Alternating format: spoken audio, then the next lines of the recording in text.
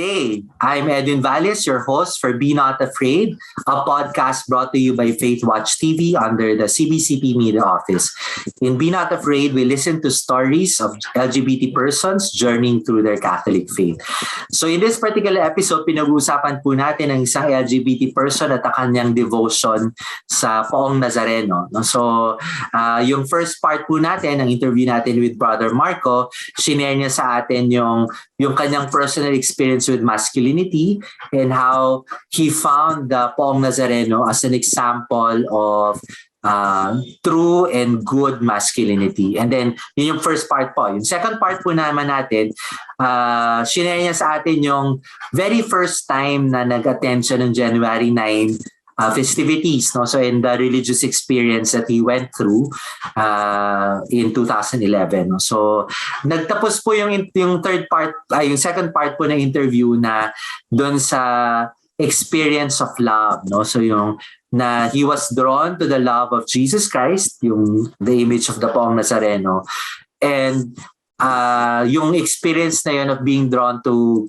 Christ's love was also instructive for him, no? So yung ginamit niya pong term dun sa second part was tinuruan siyang magmahal, no? So yun po yung pag-uusapan natin sa pangatlong episode. So bago po natin pag-uusapan yan, so Brother Marco, would you like to greet our podcast viewers again? Hello, good day po sa lahat po ng viewers ng Be Not Afraid. Yeah, so yun. So maganda, let's pick it up from that, no? So yung tinuruan ka ni Jesus Christ paano magmahal, because in essence, God is love, no? So that is who God is, no? He is love, no? So obviously sa usaping pagmamahal, pag-ibig, di ba? Tanging Diyos lamang yung makakapagturo sa atin kung paano magmahal, no? So yun, siguro itong third part of the interview, Brother Marco, would you like to share with us paano ka tinuruan ni Lord magmahal, no? So ano yung mga love responses mo from that religious experience in 2011? Siguro I would begin yung experience ng sacraments.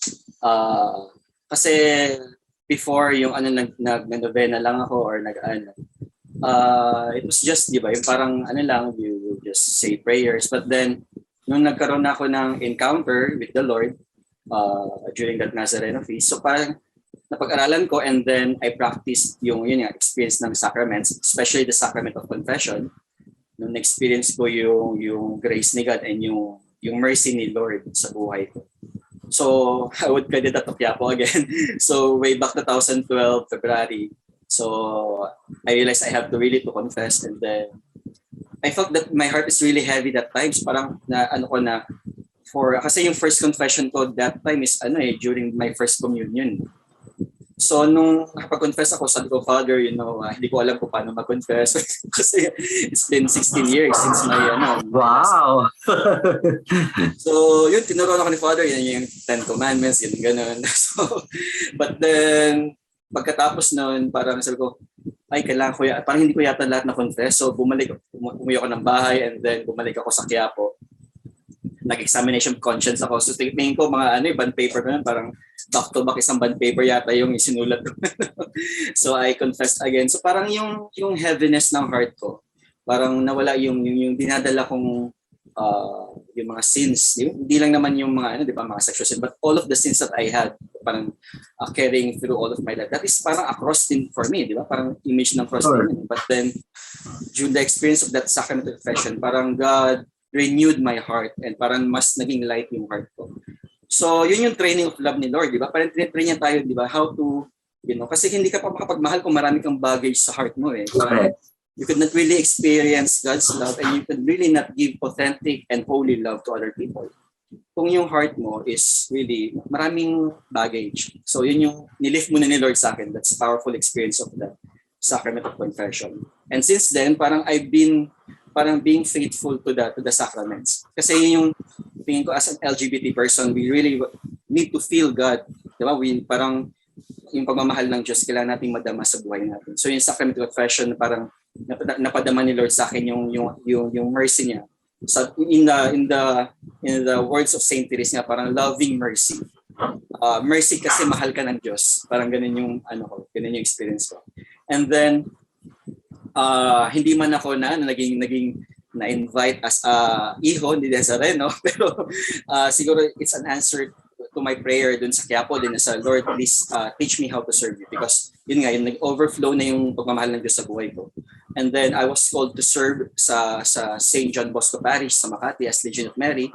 It was evangelization yung namin, yung charism na. So in a way, that is parang parang God is leading me on how to really parang authentically love everyone.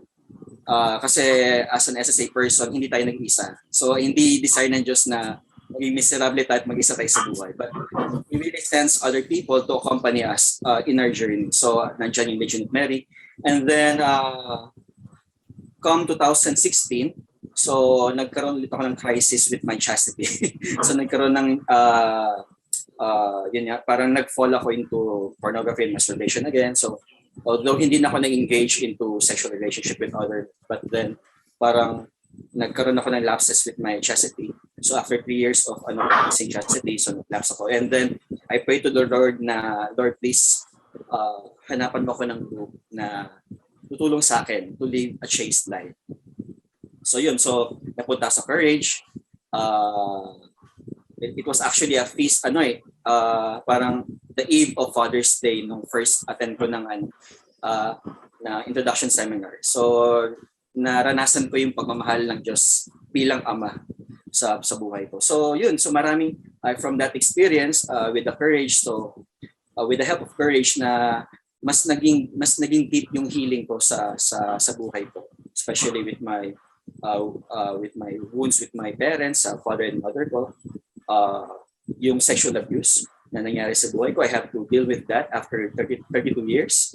So actually nagkaroon ako ng depression when I was parang dealing with that experience with abuse. So ang laking tulong ng Courage na in-accompany nila ako habang tinatahak ko yung landas ng healing. And then yun nga, God gave me brothers and sisters in Courage na to accompany me in my journey. So I think with all of those experiences, God is teaching me how to love. Kasi you cannot really learn love without the other person. So parang triangle yun eh. So there is God and the other person, the community, and then yourself. So parang Trinitarian form. So yun yung ko. And then since then, yes, I'm still tempted to have have same-sex relationship, but then tingin ko I pray, di ba? It's we can only rely on God's mercy and help na magtuloy-tuloy ako dun sa path ng love and healing na yun sa akin, nilatag niya para sa. Yeah, so first, so recap ko lang yung unang love response mo was through the sacraments, no? So yun. So actually, so confession, so yung hearing the mercy of God in the presence of the confessor. So yung pari mismo, even yung Eucharist, no? So as a fruit of confession, then you can receive the Eucharist. So the real presence of Jesus Christ, no? So exactly that is what the Eucharist is. And then second phase was service, no? So Legion of Mary. Interestingly enough, you describe kasi Legion of Mary as ministry of evangelization, and that is what it is, no? So but I know, no, so one of the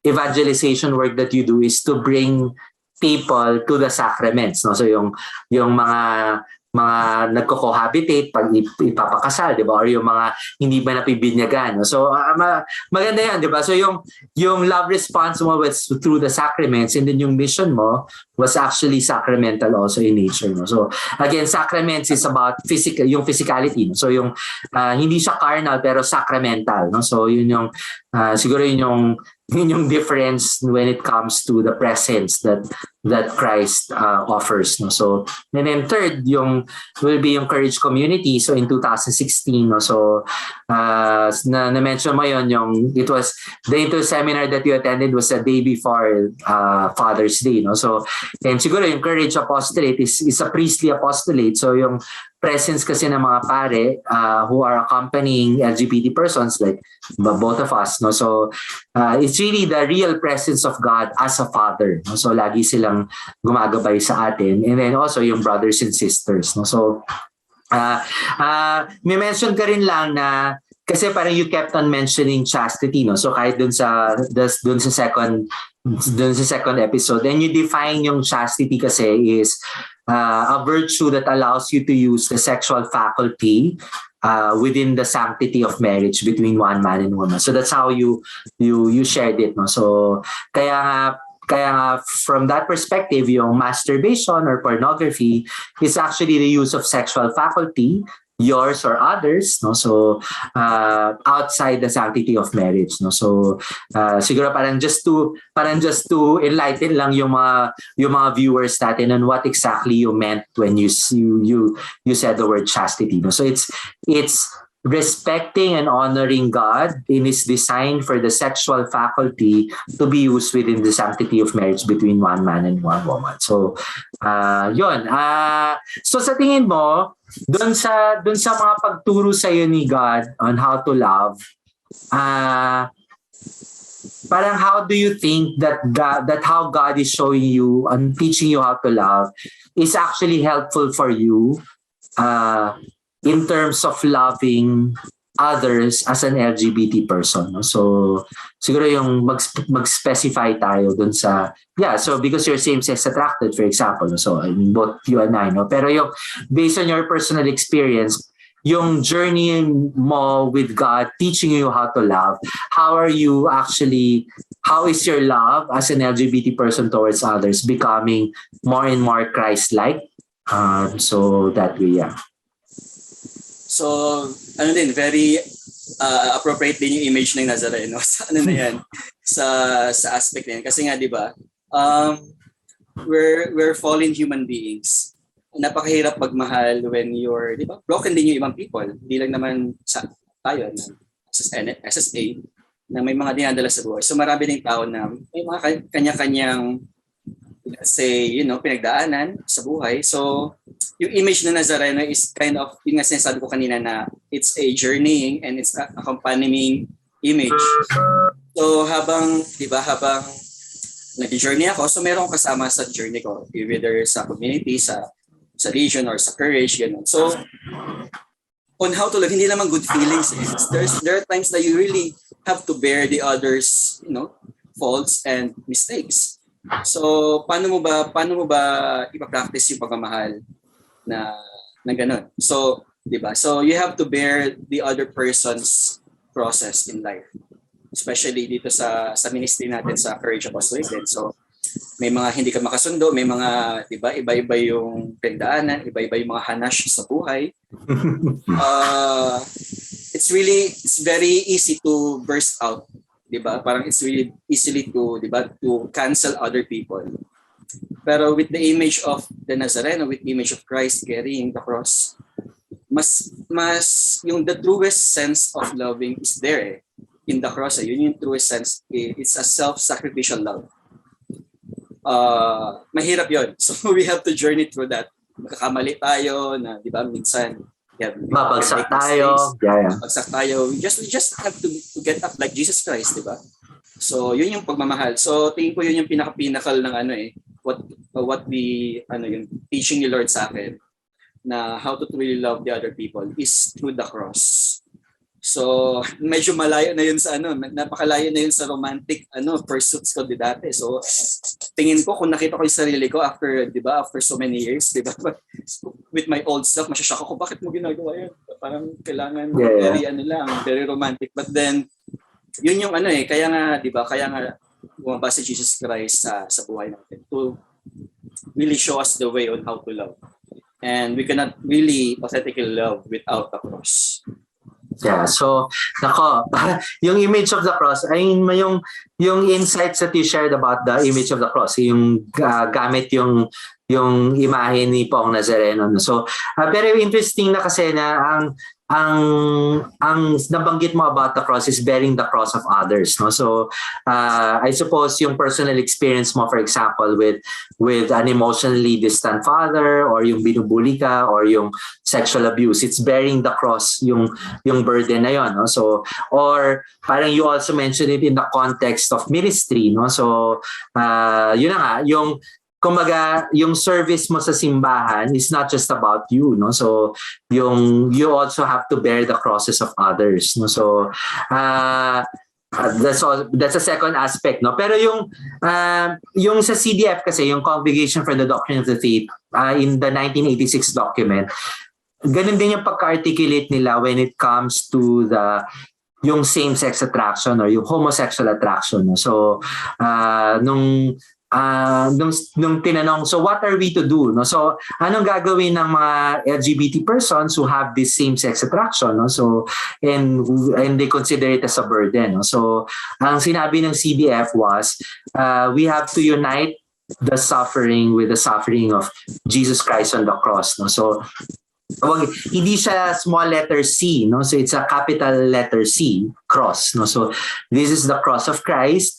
This is the path of salvation and redemption, no? So siguro from that perspective, yung mga LGBT persons tayo, no? So may advantage na tayo, no? So alam na natin kung ano yung cross na capital letter C na makakapag-lead us sa atin to our salvation, no? So it's actually the same-sex attraction, no? So it's a very positive, redemptive, salvific way of looking at our same-sex attraction. Kasi I think marami namang Katoliko, hindi nila alam or hindi sila conscious kung ano nga ba yung capital letter C or cross na papunta sa kanila sa heaven, no? So, or makakapagligtas sa kanila. So many Catholics will go through life not knowing what it is, no? So at least tayo, so with the guidance of the church, we know what it is, no? So yung capital letter C. Pero yun na nga, I suppose for average Catholics or for LGBT persons, that does not sound appealing nor attractive, di ba? So pero kasi kailangan natin maintindihan na yun yung path ni Christ, no? So exactly, yun yung image ni Nazareno, no? So buhat-buhat niya yung cross, no? So there's no other way than to bear the cross of others, no? So siguro in that context, tama ba na yung kasi parang when you were answering that, parang bumalik ka dun sa past mo, no? So sabi mo na parang ibang-iba na yon dun sa perspective mo when you were engaged in a romantic relationship. So tama ba na from that comment of yours or from that perspective of yours na yung engaging in romantic relationship in the past was like going through life without bearing the cross? Tama ba? So, tama ba if I understand it that way? Yeah, in my own experience, being active in the lifestyle, there's still process. I mean, meron ding you have to bear with yung attitude ng mo or other trials. Pero it will eventually wane out wala siyang foundation kasi na matatag na foundation. So I don't know with other experiences. So it was my experience with same-sex relationship. But then kasi sabi natin it's not a typical human response to love. I mean, diba, the world tells us that if you do not, you fall out of love and you don't love this person, you just get out of that relationship. Parang ganun yung And it's a shocking, diba, it's a shock to the first century Jew. It's a shock to us na yung cross yung image ng true love. So, yung Nazareno is, I think, lahat naman tayo may cross sa buhay kahit na hindi same-sex attraction related. So, marami, whether you like it or not, mahirap or mayaman, meron kang cross sa buhay. And then, tingin ko yung appeal ng Nazareno, the king of the universe, di ba, bearing the cross. There is an attraction to that. Parang, di ba, nagkakaroon ng meaning yung crosses natin. And specifically with the LGBT person, di ba, sometimes it's very yung mga temptation and yung the typical experience ng LGBT na with the family, yung mga away or in terms of relationship, diba? Yeah. Napaka-relevant nung kahit saan ka man sa journey ng spiritual life mo, the cross is very relevant. Although madalas nung time ko na I evade the cross. Pero when I heard the call of Jesus Christ, no, 'di ba, parang if you want to be my disciple, take up your cross and follow me. So yun yung palagi ko na rin. Deny yourself, take up your cross and follow me. Yeah. So I think I reached a point na I would allow myself to follow the Lord. So hindi naman yun na parang call ni Saint Matthew siguro na impromptu ba? Or tingin ko meron din namang stages yun eh. Parang God prepared me for that calling, di ba? To follow Him in whatever path that He's calling me. Pero hindi naman ako perfect, so I still, di ba? Parang failed into, yun nga, hindi naman ako perfect in loving. I'm still learning to love. So yun yung parang difference talaga ng in terms of worldly love and the love that Jesus showed us on the cross. Tama. So, siguro babalikan natin yung description na ginamit mo kanina, yung love ng cross na self-sacrificial or self-giving. No? So, siguro kung parang with that definition, siguro yung pursuing romantic relationship was not self-giving. No? So, because you need that emotional connection, so therefore hahanapin mo siya, so therefore you will engage in a homosexual relationship, no? So whereas so in that perspective, para siyang it's not really embracing the cross just like Jesus Christ did it, no? So whereas kasi yung tendency natin is yun, exactly, kailangan ko ng emotional affection, I'm getting it from this person, then therefore I will get it from this person. Whereas yung the path of the cross that Jesus Christ is showing us is I have this deep need, pero I will not do it my way. I will do it how the Lord wants me to do it. No? So I think yun siguro parang trying to trying to explain, di ba, what you went through, di ba, with the image of the cross. And tama ka rin naman na you mentioned mo na yung mga LGBT persons, yung life nila has a lot of crosses, no? So going back to the family, so yung maybe parang may father wound or may mother issue or na bully sila, di ba, or na parang na sexual abuse, di ba, or whatever, di ba. So marami talagang burdens yung pinagdadaan ng LGBT person, no? So or na discriminate, for example, no? So meron namang paraan na okay, nasaktan ako, gaganti ako, or nasaktan ako, this is the best way I know how to respond, no? That's one way of doing it, but the other way of doing it is uniting it to the passion of Christ, no? So yung image ng poong Nazareno na ito yung idea ko, pero baka may ibang idea si Lord. So, therefore, yung cross na yon, yung mga hinaing natin sa buhay, yung small letter C, na unite siya dun sa cross of Christ, yung capital letter C. So, and si Christ talaga that makes the difference. So, maraming salamat, no, Marco, sa pag-share mo ng iyong experience. Would you like to have, siguro parang meron ka bang mga parting words to our podcast viewers? So parang in terms of devotion to Poong Nazareno. So yun. So sa mga siguro mga devotee ng Nazareno, so tingin ko medyo mahirap ngayon, di ba? Kasi nga since pandemic pa, so nawala na yung translation, parang yung pagsisimba lang. Tingin ko God is teaching us, di ba? Yung parang what is the true devotion to God. So it's the Mass and the sacraments. So yun talaga yung true devotion natin. So we could maybe siguro nawala na yung mga good feelings during the feast day and the excitement. But then I think God is teaching us to deepen our faith through these circumstances.